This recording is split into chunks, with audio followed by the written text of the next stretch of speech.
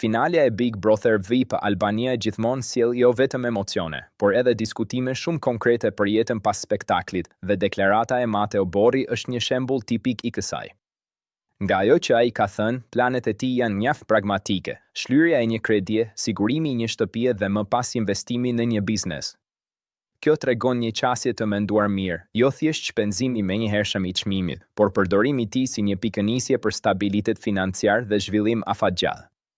Ai vetë e pranon që 100.000 euro nuk janë të mjaftueshme për ëndrrën e tij të plotë, çka sugjeron se e sheh të shumë si kapital fillestar, jo si zgjidhje përfundimtare. Pjesa më interesante është theksi që vendoste fitoria e publikut.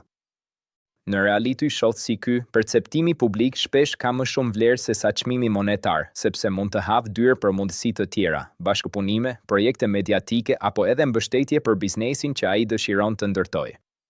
Në thelb, mesazhi i tij është i qartë, edhe nëse fiton, puna e vërtet fillon më pas. Dhe nëse nuk fiton, kapitali social, pra mbështetja e publikut, mund të jetë po aq i vlefshëm. Nëse do, mund të analizojmë më konkretisht, çfarë lloj biznesi mund të hapet realisht me 100.000 euro në Shqipëri dhe sa i realizueshëm është plani.